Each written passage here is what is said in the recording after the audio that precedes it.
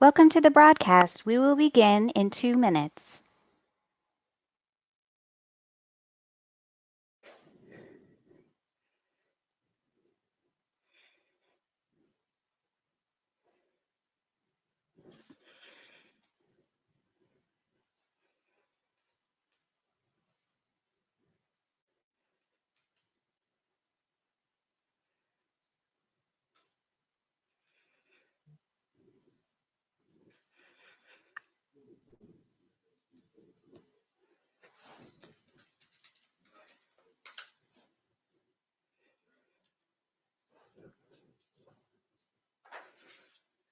Hello, and thank you for joining today's webinar. We will begin in 1 minute.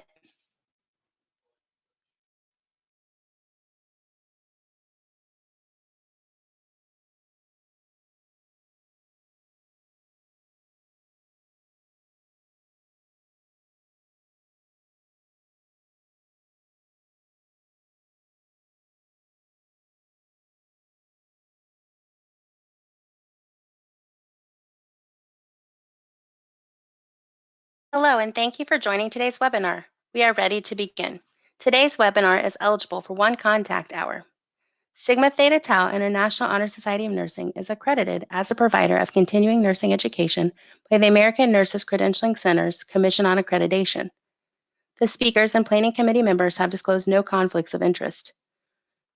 To receive contact hours for this CNE session, participants are required to attend the webcast and complete the evaluation form, which will be emailed to the attendees approximately 1 day after the webcast. This webinar is being recorded and will be available via the Sigma repository within a few business days of recording. Following the presentation, we will have a question and answer session. You will see on your GoToWebinar control panel that you can send a message through the questions feature. This is where you can type in any question you'd like to pose to the presenters. Be sure to hit send so the message makes it to us. To test this feature, please submit the state or country you are from. We would like to thank our speakers for sharing their expertise with us today. Our speakers are Dr. Christine Grady and Dr. Connie Ulrich. Dr. Christine Grady is a nurse bioethicist and a senior investigator and chair of the Department of Bioethics at the National Institutes of Health Clinical Center. Dr. Grady was a commissioner on the President's Commission for the Study of Bioethical Issues from 2010 to 2017. She is an elected fellow of the Hastings Center and the American Academy of Nursing, research fellow at the Kennedy Institute of Ethics, and an elected member of the National Academy of Medicine. Dr. Connie Ulrich is the Lillian S. Bruner Chair in Medical and Surgical Nursing and a professor of bioethics and nursing at the University of Pennsylvania School of Nursing with a secondary appointment in the Perelman School of Medicine, Department of Medical Ethics and Health Policy. Dr. Ulrich was trained in bioethics at the National Institutes of Health and the Department of Bioethics. Now let's go ahead and get started with today's presentation. Thank you so much for the introductions. It is a pleasure to be here. Good evening to everyone who is online. Christine and I are very pleased and we're very honored to be here tonight to talk about our professional and ethical obligations to patients, but also those obligations to ourselves during this COVID-19 pandemic. We realize that it is stressful for all of us. So we thank you all for being online and for listening, and we certainly will welcome any thoughts that you might have regarding these particular issues. And again, just to reiterate that Christine and I have nothing to disclose. We have no conflicts of interest. We have 3 learning objectives for tonight. First, we'd like to identify and discuss the various professional and ethical challenges that nurses are facing during the COVID-19 pandemic. We'd also like to give examples of allocation frameworks during a public health crisis that you might be able to use, and then to think about and discuss our own safety and well-being during this crisis. First, we'd like to thank all of the healthcare providers who we know are doing their very best in times of extreme stress, moral distress, and certainly ethical uncertainty. We owe you a debt of gratitude. We cannot express enough how appreciative we are for all of you who are on the front lines or working in some other capacity during this pandemic. We'd also like to thank Sigma Theta Tau International for their leadership. We are so grateful to them for thinking about nurses and others who are on the front lines, and for their commitment to bringing the professional and ethical challenges forward for discussion, both within and outside of the profession. And I'd like to especially thank the CEO of Sigma Theta Tau, Elizabeth Madigan, for reaching out to me and to Christine to help think about these particular issues, and certainly Megan and Erica for helping us with all the technological blips that we had experienced. So thank you very much. There are several key questions, I think, for us to think about tonight, and we have them listed here, and let me just state what we think they are. First of all, what are our professional and ethical obligations to patients and families? And how might pandemic dynamics change the standards of care? How do we meet those standards of care, and can we even meet those standards of care? What are the challenges to meeting our obligations in caring for patients at this time? Particularly, how should nurses care for patients in the setting of scarce resources and personal risk? And how should nurses make decisions about possible limits on patient care? And these are all very difficult questions for us to ponder and to think about. I wanted to show this slide because I teach bioethics. I'm a nurse bioethicist, and I teach bioethics at the University of Pennsylvania School of Nursing. And when I first started teaching in the spring semester, that was in January. So this was my second class, and this was around January 29th of 2020. And I usually bring something in from the news for my students that is bioethics related. And this was the slide that I brought in that particular week. And it was where we began to see an emerging infectious disease whereby over 4,500 people were infected with what was called then the coronavirus, and this originated in Wuhan, China, and 106 deaths had occurred. And as you can see on the slide, there were very small numbers in other Asian countries. There were a few cases in Australia at that time. There was one case in Canada, but it was very small numbers. And I asked my class, if this were to happen in the United States, what do you think would be our obligations with regards to our patients? I never thought, in all honesty, that we would be where we are today. I never really imagined that.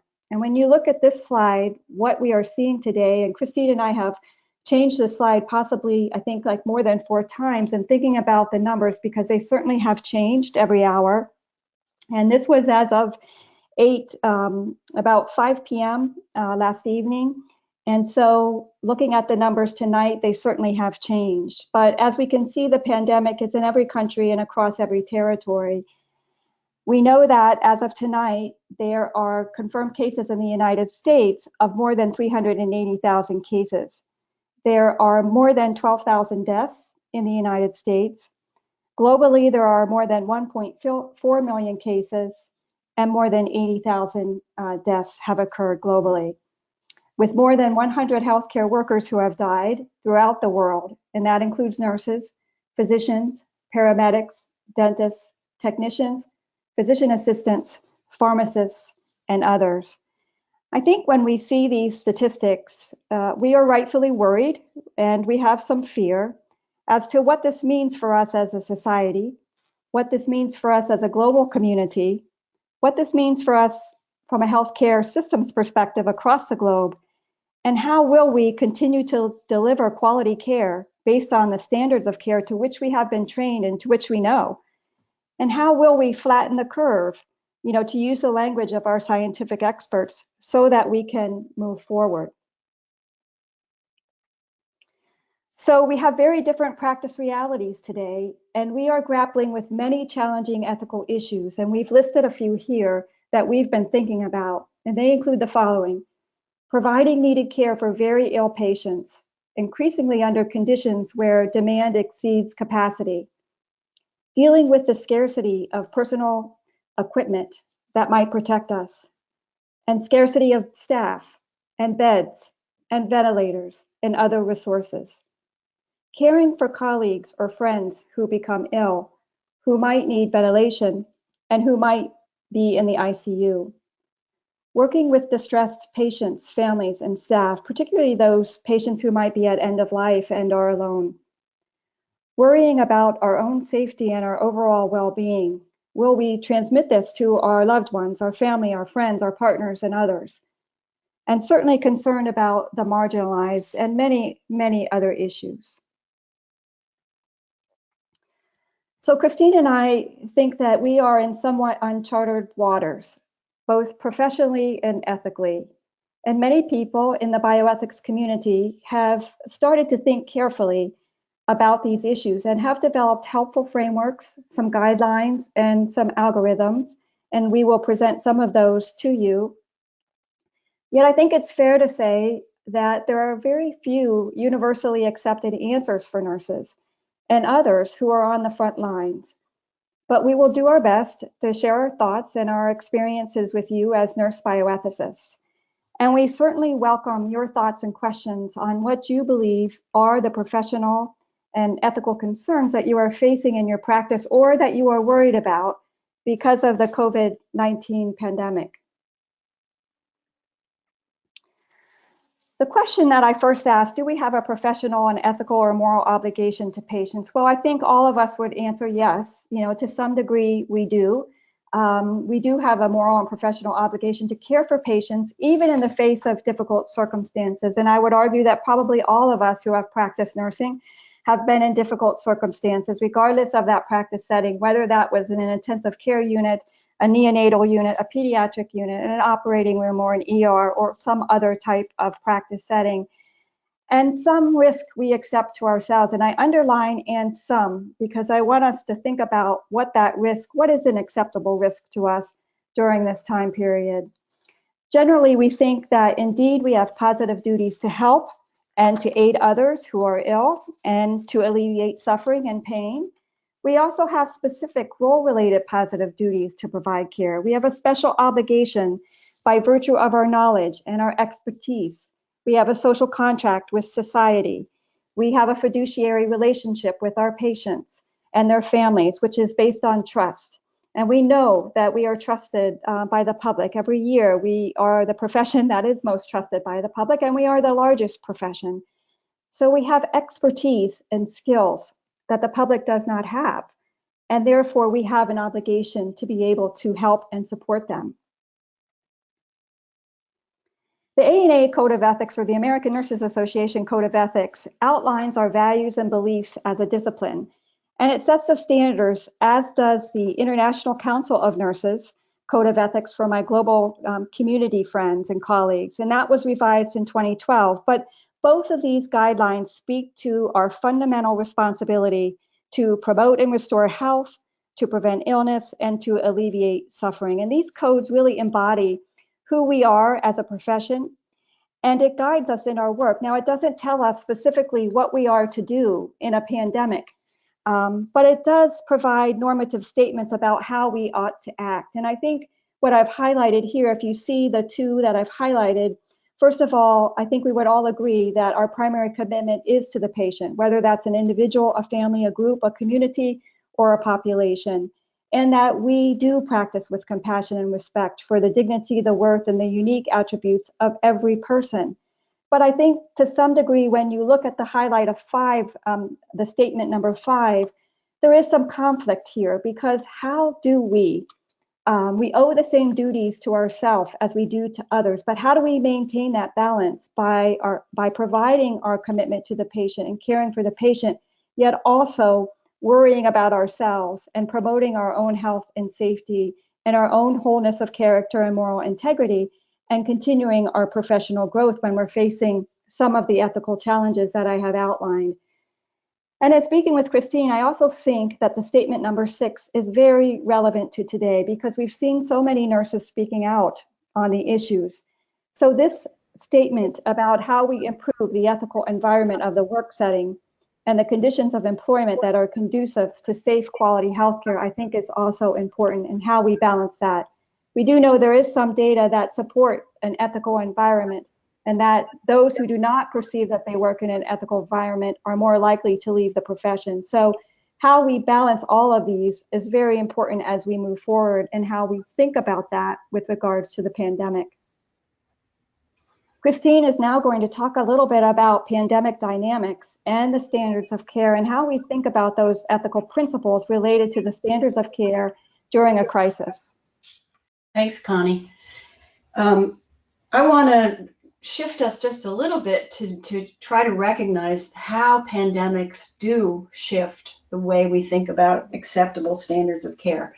And I'm referring on this slide to some work that the National Academy of Science, Engineering and Medicine has been doing for actually more than 10 years.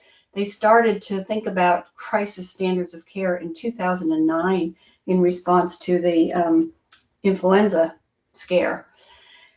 I think some of their work is very helpful because it helps us to think about the various ways that the standards of care might have to change in the setting of a public health emergency, including an infectious disease pandemic. And as you can see at the bottom of the slide, they've updated some of their work in response to the particular pandemic that we're living under right now. But I want to point out two things about this slide.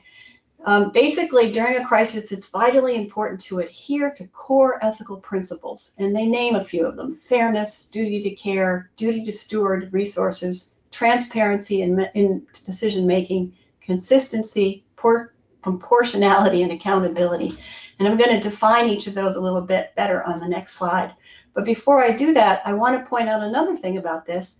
They say, and I think this is right, medical decisions informed by these principles may allow for some actions that would be unacceptable under ordinary circumstances, such as not providing some patients with resources when other patients might derive greater benefit. And they go on to say that when resource scarcity reaches catastrophic levels, clinicians are ethically justified, in fact, ethically obligated, to use the available resources to sustain life and well-being to the extent possible.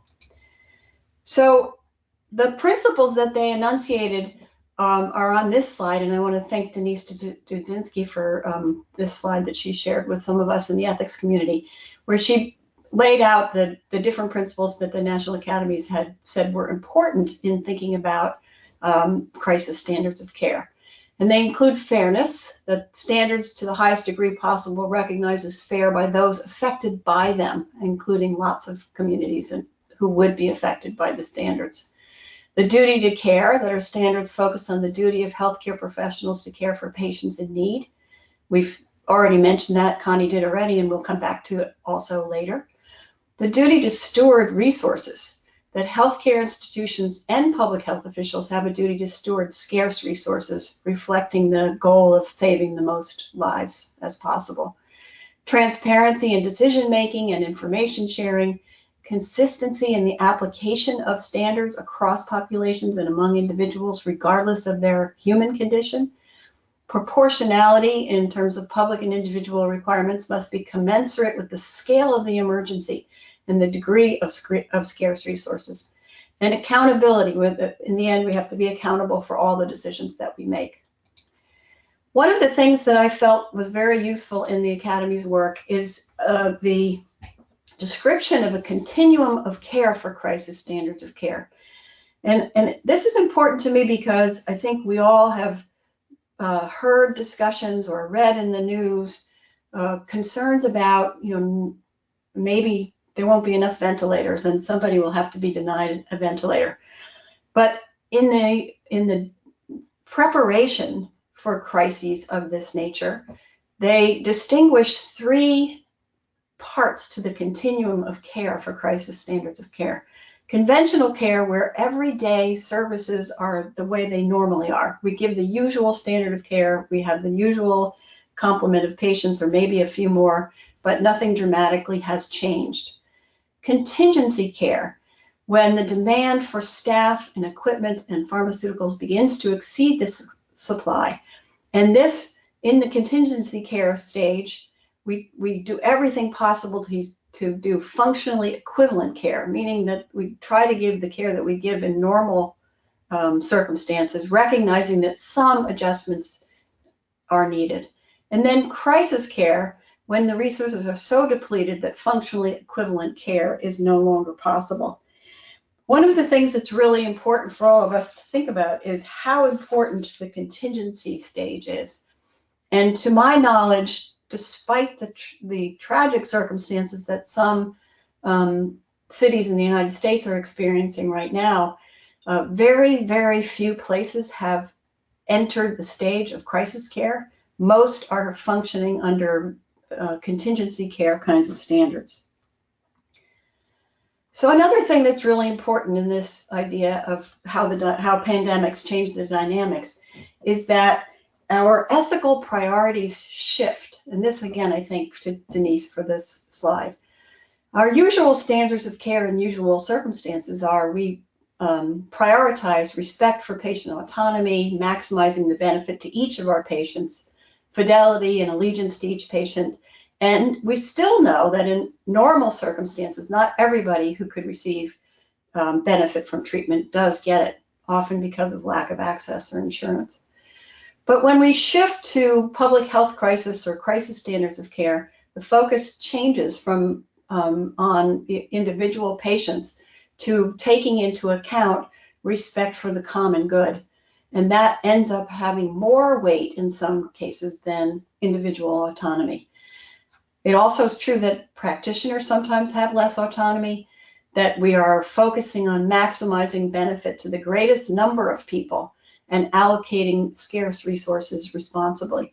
And in this kind of frame, it's also true that not all who could benefit will receive the treatment they deserve, but it's due to scarcity rather than lack of insurance or lack of access.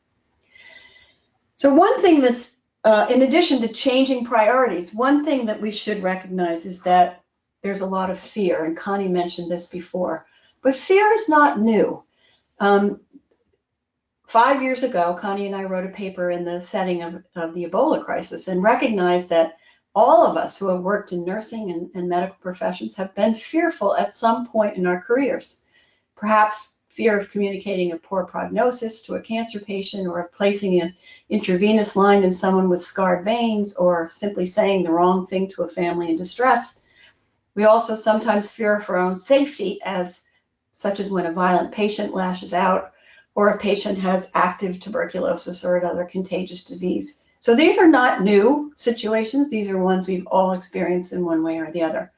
However, at the moment, there are a number of unfamiliar challenges, and they range from things like military presence in our hospitals, setting up conditional hospitals that don't have the equipment that we're used to, but where we might be taking care of patients, starting a shift with prayers, realizing that patients and families can't see each other sometimes at all, or sometimes only between glass windows like this. Realizing that in some cases, the morgue is too full to accommodate all the bodies of people who have died.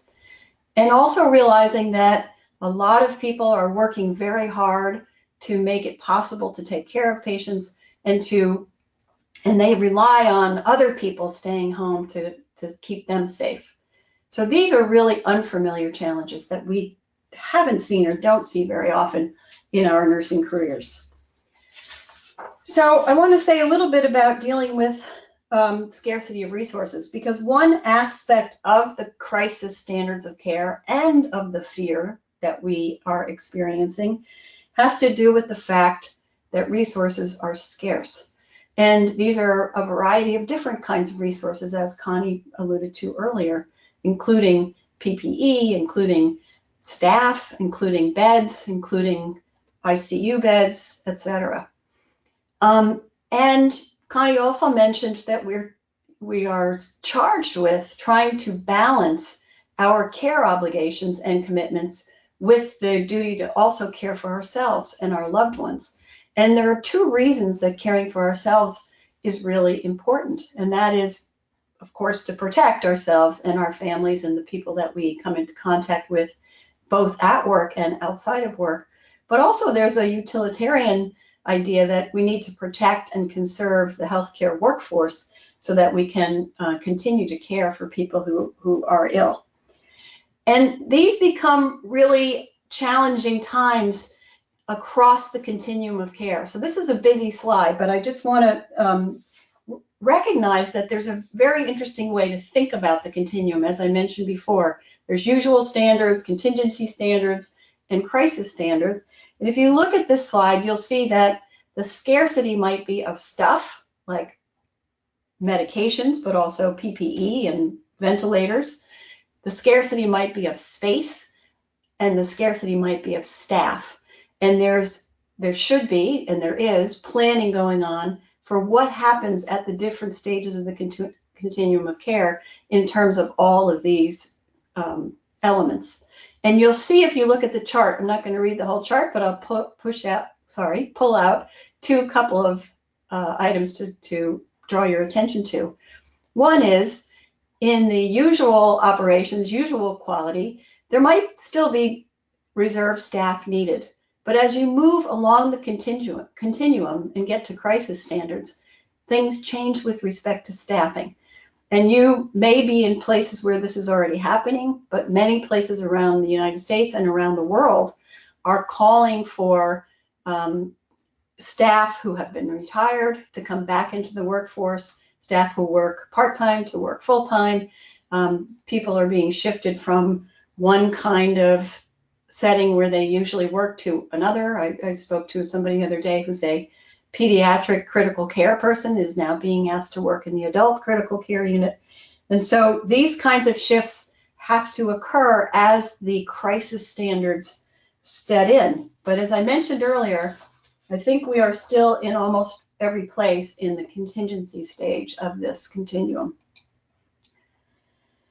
I'm going to turn it now back to Connie to talk more about how we think about this balance or attending to our own safety and overall well-being, while we're fulfilling our obligations to care for patients. Yes, thank you, Christine. This was one of the central questions that we were asking as to how do we think about our obligation to care for patients in this pandemic, especially when there is some uncertainty about the mode of transmission. I think we know that from the scientists that it is transmitted through coughing or sneezing or perhaps being in close contact with others through our breathing and talking. But I think there's still a lot that we really don't know about the mode of transmission, and I think we will certainly learn more in the days ahead.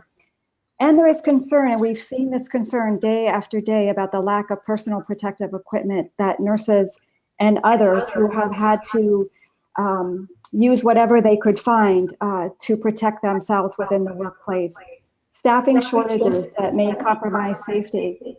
We've had staffing shortages for a period of time. I know several of my colleagues at the University of Pennsylvania have done excellent work thinking about staffing shortages and what that might mean for patient outcomes. And so we are seeing these shortages. Again, I think as Christine said, many individuals are being called back to provide the care that is needed on the front lines. And what about when we have a loved one at home who might be immunocompromised, or we have a question mark here, it could be any other issue, maybe any other medical condition. How do we continue to provide care and be of service if we are fearful on many different fronts, or if we have anxiety, or if we're worried about many of these specific issues? Christine and I think as she said, we wrote a paper in 2015, and that paper was focused on Ebola at the time, and we were really worried about aggressive types of measures. So we were thinking about cardiopulmonary resuscitation for Ebola patients, but I think that this absolutely applies here with regards to COVID. And what we said in that particular article is that, yes, indeed, we know we have professional obligations to care for patients, and we know that we face difficult circumstances and some risk, but it's not absolute.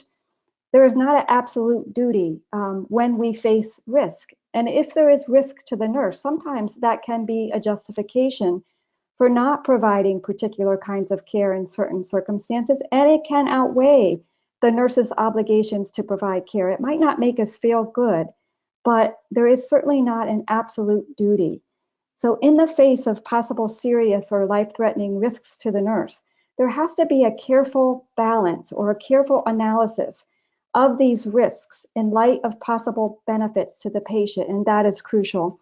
I know that several of my colleagues, Dr. Halpern at the University of Pennsylvania, has been thinking about these issues, and particularly related to cardiopulmonary resuscitation for COVID-19 patients, and trying to identify the guidelines that might be used within a particular ICU, and whether or not the possibility, for example, that cardiopulmonary resuscitation might not offer benefit, to that particular patient, given that they might have comorbid conditions, and the probability that performing cardiopulmonary resuscitation will just increase the transmission, threatening the health and welfare, and reducing the ability of healthcare providers to treat future patients. So I know that many people are thinking about these particular issues and the risks that we might face with regards to this pandemic. The American Nurses Association has a position statement on risk and responsibility in providing nursing care, and this it was developed in 2015, and Christine and I have used this as a guide for thinking about whether or not we have an absolute duty to provide care.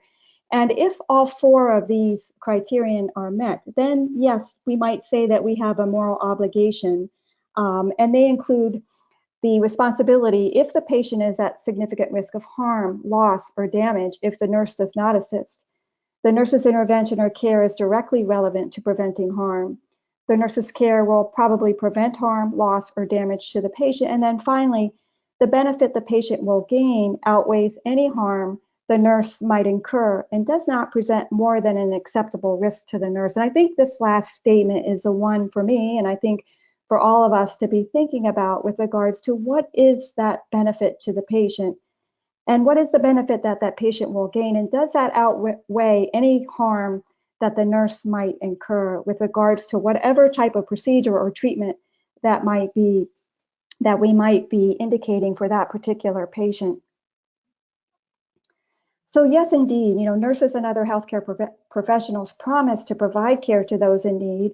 Our skills are not transferable. Healthcare providers cannot be easily replaced. We are very unique because we do have that appropriate training, as I talked about. And yes, indeed, healthcare workers voluntarily assume some risk, knowing that they will need to help in emergencies and pandemics, and they are courageous in many ways. But healthcare organizations also have a reciprocal duty to protect healthcare providers, and I would also argue that they have a moral duty in some respects to keep their employees safe to the best of their ability. So what I would really like you to know is that ethically, nurses and other healthcare providers can decline to do certain things when the risk to the healthcare provider is too great. It might not make us feel good, and there might be some retaliation or reprisal or retribution, but ethically we can speak out if we feel as though the risk is too great. And Christine is going to talk here about the ethical values and guiding principles of rationing when we do have scarce healthcare resources. Yeah, so this is a chart that came out of an article that was in the New England Journal of Medicine about a week or 10 days ago now. Emmanuel and Prasad and others who are the authors. And what I like about it is it lists the ethical values and guiding principles that are fairly commonly accepted in allocation of scarce resources and rationing decisions, and then tries to apply them to the COVID situation.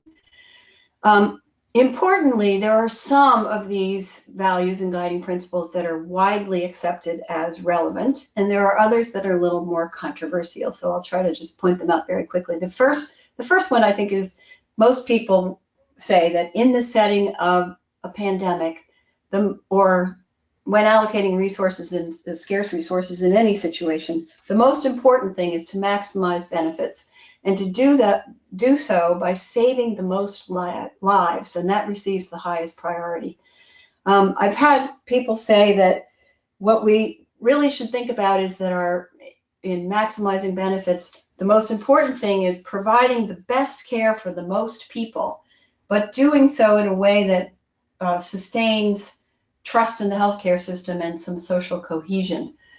Some of the other values that are listed on this slide really are a little more controversial. So the second one is treat people equally. And in this situation, at least these authors argue, first come, first served doesn't work. but random selection should work. And a lot of people have debated how you would actually do that. And then the third thing that they look at, promoting and rewarding instrumental value, is also controversial. I think the first one, though, maximizing benefits, is what most people agree on. What's interesting about this is that in the setting of COVID, many states around the United States and even other countries, including Italy, have published allocation frameworks that employ some of these ethical values and guiding principles, but give very specific guidance to healthcare institutions for how to make those very difficult decisions that might have to be made in crisis conditions. And one of the things that many of them do is describe what would happen in crisis conditions. There would be a criteria for triage, but also many of the guidelines that do exist suggest that there should be triage teams. And the reason for this is that it takes the burden of making those very difficult decisions away from the frontline providers with respect to their own patients, and puts them in the hands of somebody or a team that knows how to put the criteria together, but doesn't have the same investment in those patients and doesn't know the sort of details of those patients except for their medical details. Most of the guidelines suggest that a triage team should be created. Some say a triage officer. And the ones that suggest a triage teams almost invariably include 3 people, a medical officer, a critical care nurse, and often an ethicist as the third. It is true that this is one of the hardest decisions that healthcare workers are going to have to make. I think another thing about this is that it doesn't mean, if decisions have to be made where a particular patient is not able to get a certain kind of resource because of the scarcity, it doesn't mean that that person doesn't deserve it.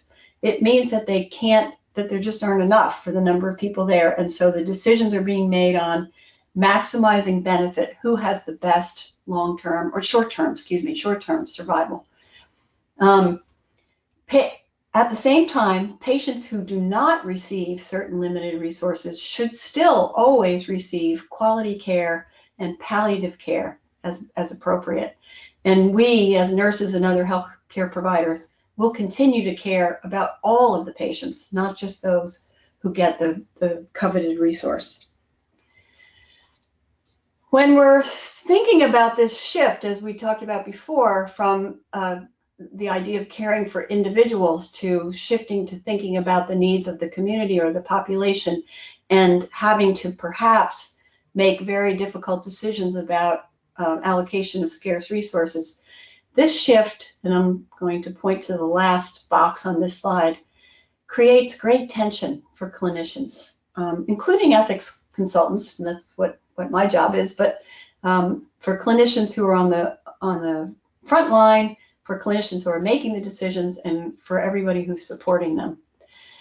And this makes me want to remind us that there's a potential for some considerable moral distress here. As many of you know, many clinicians, many nurses and other healthcare providers experience distress and moral distress in their normal, usual care conditions, under usual care conditions.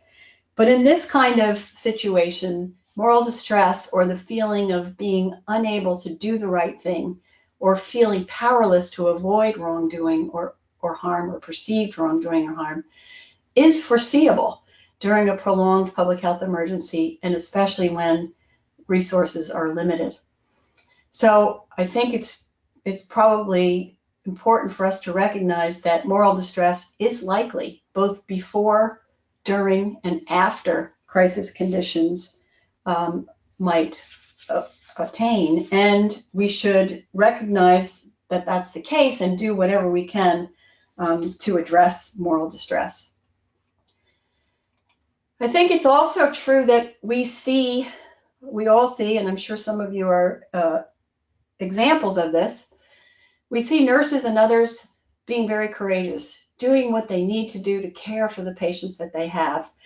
We've read things like nurses wearing garbage bags because they can't get the equipment that they need for gowns, making makeshift shields and masks, and doing other kinds of things to improvise in order to be able to still care for their patients. And one of the things that Connie and I have thought about a lot and tried to do some work on and have more work to do on is what we're calling moral strength. And it always strikes me as remarkable to think about what is it that gives nurses and others the moral strength to continue to practice in very difficult circumstances. We think of moral strength as the capacity of clinicians to practice with confidence, with moral clarity, and with compassion, and to make difficult ethical and clinical decisions within complex environments. It's the kind of steadiness, stability, and focus that I've seen in many people that I work with that resides in and supports those who care for patients day after day, year after year, and engage with the moral complexities. Yet in crisis conditions, in crisis situations, even the very strong healthcare workers and nurses are going to have to live with decisions that they really didn't want to see happen. And that's even if they agree with how the decisions were made. So we need to do everything we can to support and promote moral strength. And I think that includes preparing for the possibility of crisis conditions, being clear about our roles and our limitations, teamwork and communication, and using available resources, palliative care, ethics consultation, and other spiritual care and others, and also taking care of ourselves, taking breaks, sleeping, getting exercise, all the things that we really need to do when we're working in difficult conditions. I liked this quote from FDR that says, "Courage is not the absence of fear, but rather the assessment that something else is more important than fear." And I think that, to me, exemplifies the sort of everyday heroism of healthcare workers that are working under very difficult conditions to be able to take care of their patients and trying to balance care for themselves as well. I want to end with suggesting that this cartoon, if you will, shows that, COVID can be beaten, and healthcare workers are an important part of making this happen, as is research and other kinds of things that are ongoing with great urgency. And I think I want to recognize that all of you who work on the front lines really deserve a lot of gratitude and appreciation for all that you do. And I think that's our last slide. Oh no, references. References in case you want them. Okay, we have now we are available to discuss or answer questions. perfect. We have several questions coming in. Good. Is it wrong for a nurse to refuse to care for a patient when the nurse does not have personal protective equipment to work with? So I can start there, and then maybe Connie can Yeah. jump in and say what she thinks. Yeah. I think under certain conditions, the answer is no, it's not wrong. Right. But it depends on the conditions. And what I mean by that is not every activity, not every action that a nurse takes has the same degree of risk. And not every situation has the same lack of personal protective equipment. So there are situations where nurses are working without personal protective equipment in settings where the likelihood of coming across somebody with COVID is very low, and that's probably okay. And they may be working with masks like some of us are wearing to the grocery store. In other settings, in ICUs, for example, nurses need serious personal protective equipment, N95 masks, goggles, other things like that in order to protect themselves. And if they don't have those, I think there are some things that they can refuse ethically to do. I agree with you, Christine, and I agree. My answer to this question is also no, it is not wrong. But I think that sometimes we feel it's wrong personally, because when we go back to thinking about, our primary commitment, we're trained, right, to take care of patients and to do the very best we can to meet that commitment. But I think that's the conflict that we often feel, is that indeed we also have an obligation to care for ourselves. And there has to be some responsibility with regards to healthcare systems and settings for those of us who are working within those systems and settings, that they are providing the necessary resources that we need, not only to protect ourselves, but to protect our patients. So I think it is a fine balance many times between thinking about the benefits and the risks to the patient, but the benefits and the risks also to myself. So I would say no, it is not wrong from an ethical perspective. What are the legal stances on contingency and crisis care? When we stray from usual standards of care in cases of a pandemic, in cases of a pandemic like COVID-19, and patients' lives are compromised, does the law stand with us? That's a great question. Yeah. And as I understand it, most states in the United States anyway, once a governor rules that a state is under a state of emergency, then the crisis standards are adopted, then there is protection from legal liability for the healthcare providers that are providing those services. And I I think don't know what the situation is legally in other countries, but I know that some of these same allocation frameworks were put into place, for example, in Italy, and I think with legal protection of the providers as well. And I think we've seen that too, Christine, with regards to licensure. So crossing state lines, for example, going from Maryland to New York City, if I wanted to do that with regards to my license, I would be protected to be able to do that legally because of the pandemic and the crisis. If the risk is too great, then the nurse can refuse to put him or herself at risk. Is this purely defined by the nurse's level of risk? What voices are important to determine risk to the nurse?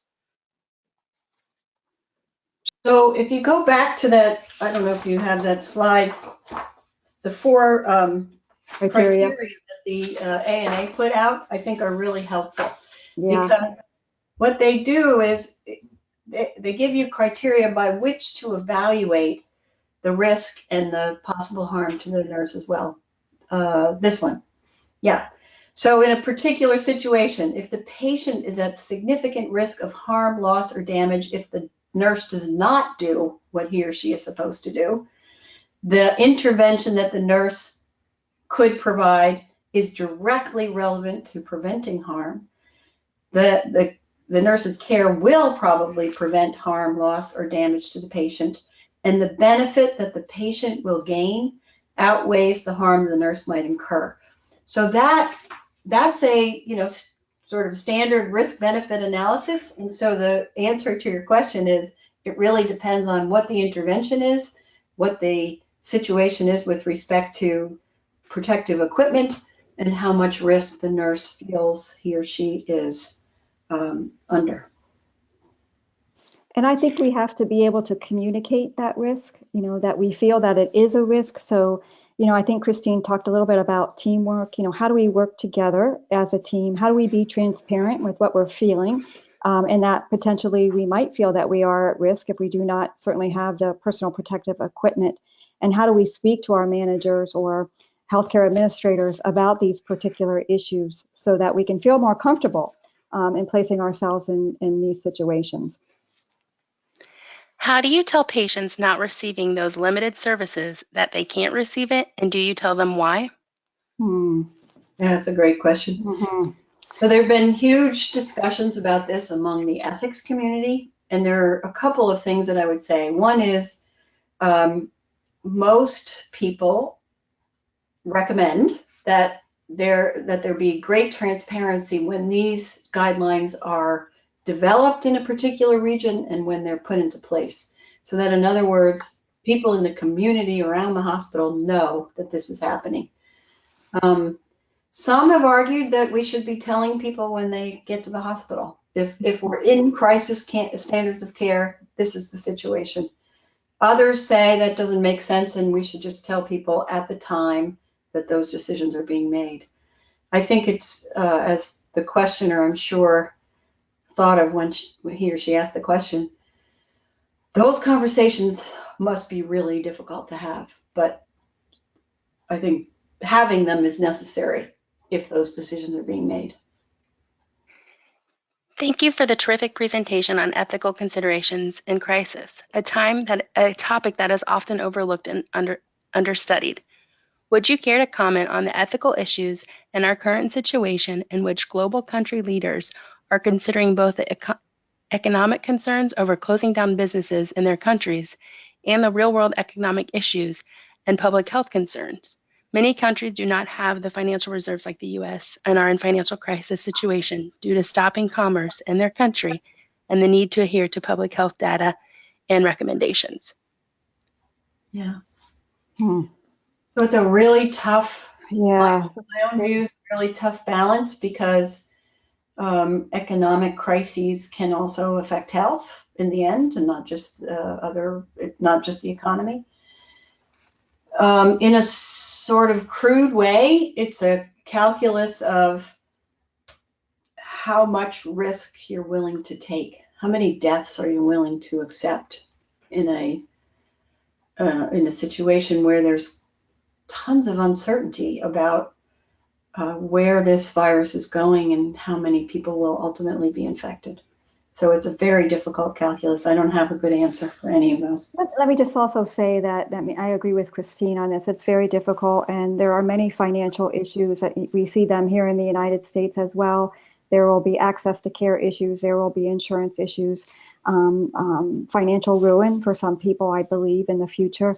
Also globally, I do work in Tanzania in Africa, and I have been trying to have some email conversations with my colleagues there. I know that they do have cases, for example, in Tanzania, and they are starting to try to think about these particular issues, not necessarily from an economic perspective, although I'm sure that will come because resources are limited. And when we even think about the number of nurses or physicians that they have, they are limited with regards to that too. But I do know that they are starting to think about these particular issues, even though they have a smaller case number than we have here and throughout other global communities, about what this might mean for them. But I don't think they're at that point yet. But I know that will come in the future.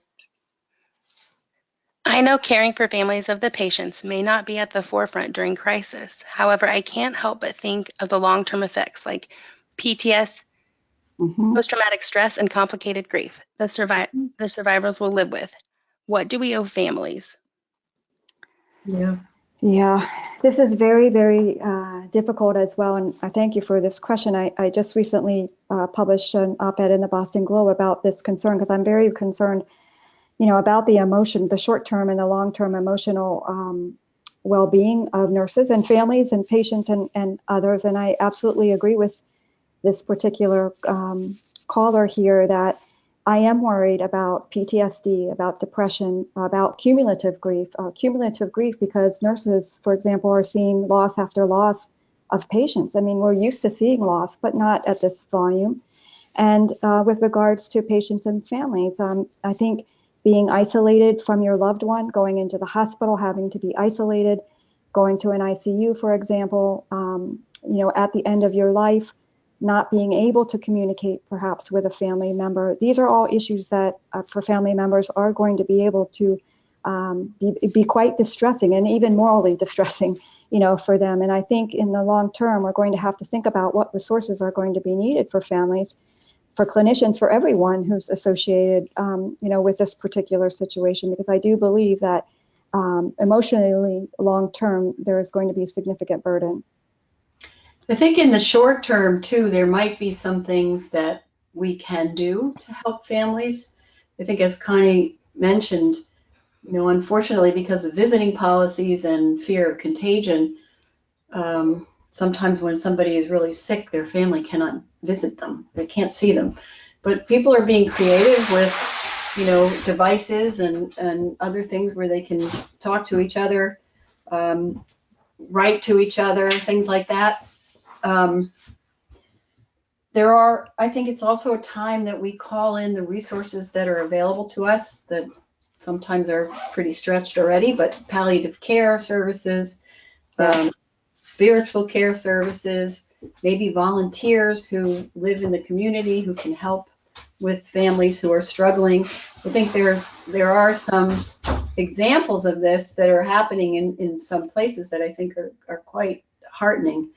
But to the questioner's point, the stress and the sadness and the isolation on families is going to be great. I did read something a few weeks ago, I believe it was about palliative care support, a palliative consult where the palliative care individual was actually coming to the emergency room. And if the patient was having such difficulties where they most likely were going to be going to the ICU and on a ventilator, they started to have those kinds of conversations about palliative care and with the family about what they particularly would want in this instance. Now, that might not be the best, at that moment, but at least I think we need to begin to have these kinds of conversations to help families in the long term, short and long term. Nurses are being asked to mention and start speaking to patients regarding advanced directives. What is the best approach for nurses to take and the best timing to speak with patients and families, especially since families aren't at the bedside? Yeah. Yeah. Great question. We should be talking about advanced directives with people, right now. Last year. Yeah. Right now. Something that we should be talking to people about all the time. But I think really importantly at this point in time, giving patients who can make decisions the opportunity to express what they want at the end of life is really, really important, because there are some people, I've seen examples of this, and maybe many of you as well have, who rather than taking up the ICU bed would rather stay at home and let somebody else have that ICU bed. Mm-hmm. And for people who want to make that decision, we should give them that opportunity. I think for those people who've never thought about this before and have never had an advanced directive, if they're coming to the hospital already in extremis, it's going to be very difficult to have that conversation at that point. Yeah.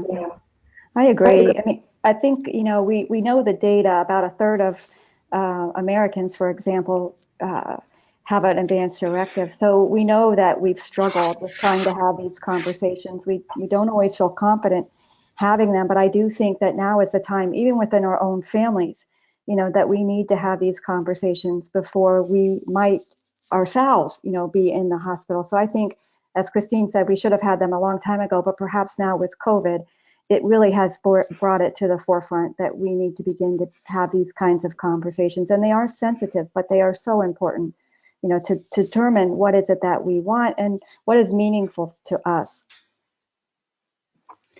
Healthcare professionals such as physicians, nurses, and RTs are licensed to practice with a certain legal authority.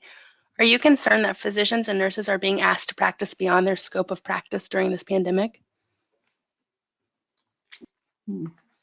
I think that they're being asked to sometimes provide care out of their comfort zone.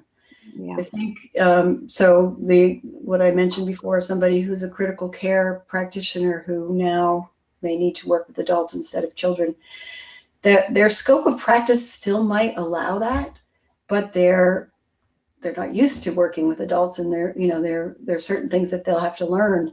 I think that many of us will have to do things that we are not comfortable with, but we should be careful about going too far outside of our scope of practice, because that, defeats the purpose. Do you recommend for a nurse to have malpractice insurance in case of any medical errors they may occur due to stress and fatigue?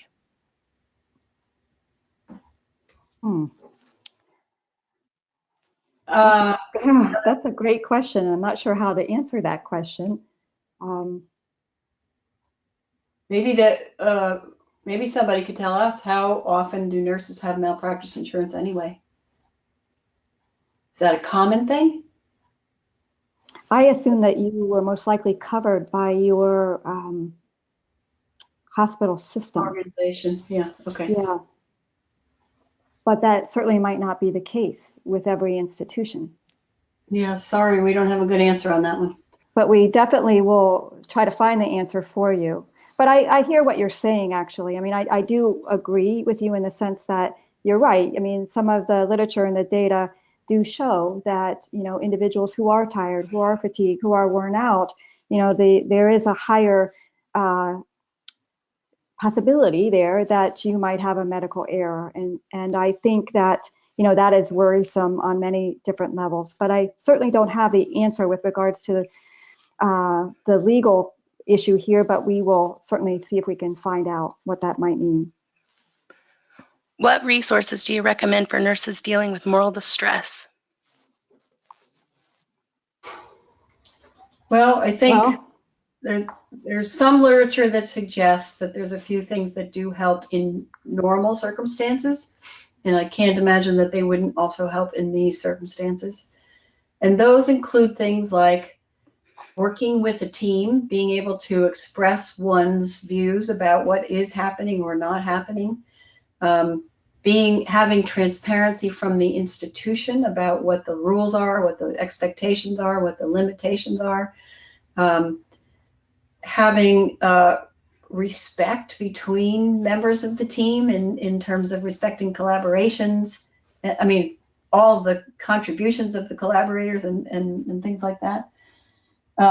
There are also some hospitals that have moral distress teams, often through the ethics consult service, that go out and sort of help groups of people when they're in specific situations of distress. So calling on those kinds of resources to the extent that they exist.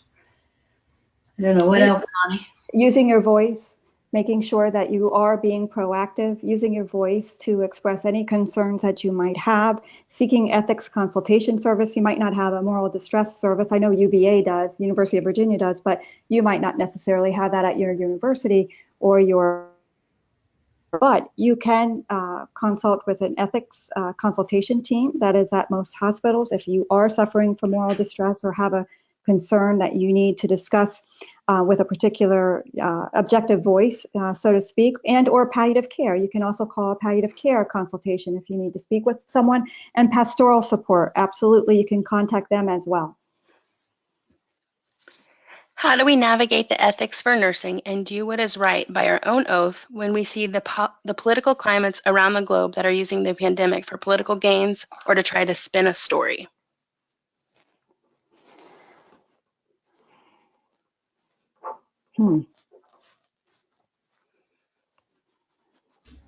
Yeah. Politics gets in the way of a lot of things. I think having some clarity about what our role is and staying focused is probably the right thing to do, despite the political spins that are happening out there. How do we advocate? Oops, sorry. I'm sorry. I just want to say that also that I think,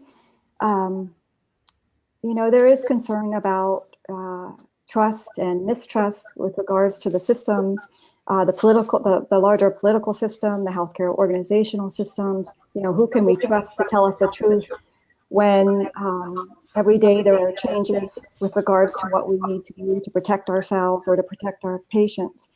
And I do think that we have to continue, as I said before, to use our voices in whatever possible way that we can do that. I was saying to Christine earlier before we began, I do think that perhaps now, I've always worried in the past about whether or not the public actually saw the value of nurses. But I think now, with this COVID-19, that the public does understand the value of having a nurse, someone that is skilled, that has the expertise and the knowledge that can provide that critical care for that patient or the family, their loved one, when it is needed. So I would argue that let's just continue to use our voice. Let's continue to look at the literature and the data that help support guidelines or other practices that are needed, and try to get the best information that we can. I cared for a patient in Sierra Leone during the last epidemic. Upon my return to the U.S., I experienced psychological trauma. What measures could nurses take to avoid experiencing psychological trauma?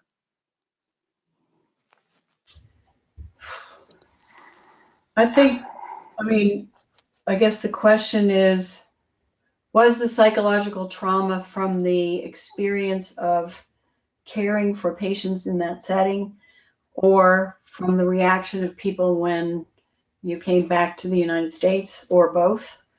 You think, caring for people in a setting like what happened in Sierra Leone a few years ago has to be traumatic in many ways. And I presume that despite that, you volunteered to go there and do that with whatever organization it was with. I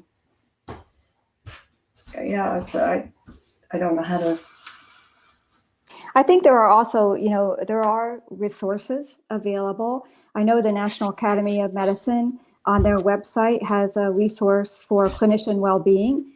There is much worry about clinician well-being, such as you have indicated with regards to psychological trauma, and resources that we can use as clinicians to help ourselves.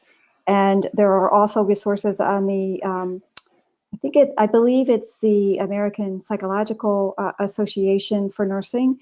They also have a site that gives us some techniques that we can use with regards to the trauma that we might be experiencing. And I think, as Christine said earlier, sort of self-care techniques. What can we do to take care of ourselves? And that they might seem simplistic, but we need to do them. We need to eat. We need to take breaks. We need to sleep. We need to communicate with our loved ones. We need to communicate with our colleagues and our peers about what we're feeling. We need to debrief, about what we've seen, to help relieve some of that trauma. But there are many mental health resources out there that we can give you a link to that might help you as well. I think also I work at the National Institutes of Health. The NIMH, which is mental health, has been putting together some resources for healthcare providers. And I don't know if they're already online, but we'll find the link and get that out as well. I think they are, Christine, online. Yeah. How do we advocate for additional resources for our hospital, for our city, or for our community? I think you start by advocating at your hospital level. Collective action, that sixth principle or whatever it is on the ANA Code of Ethics, that the ethical climate. Mm-hmm. It's, there is some responsibility for nurses and other healthcare professionals to, care about the environments in which they work and take action, even if it's collective action, to try to get the resources that are needed to have safe and quality care. There are institutions. Can I just say Yes. one other thing too? Yep. Is that thank you for your question. Yes, you certainly can advocate on many different levels. But I also want you to know that Christine and I also are advocating on your behalf. We are trying to do that by getting the message out, by writing, by putting things out there, recognizing that nurses are in need of many things during this COVID crisis. And so we are also here as a resource to try to advocate on your behalf if you cannot do so. But you certainly have every right to voice your opinion, as I said earlier on that slide, based on the ANA Code of Ethics, as Christine said, that one statement about, how do we produce a better quality, an ethical environment and quality within our work setting. So we have every right to voice our concerns to improve that work setting, because it not only improves how we might feel working within that institution and supporting the mission of that particular institution, but ultimately it benefits patients and their families. And that's the ultimate goal here. There are institutions that prohibit nurses from bringing in their own supply of PPE when the supply is low. Any advice on how to address this kind of situation? And I assume they're worried that the PPE that's being brought in is not sort of adequate for the circumstances.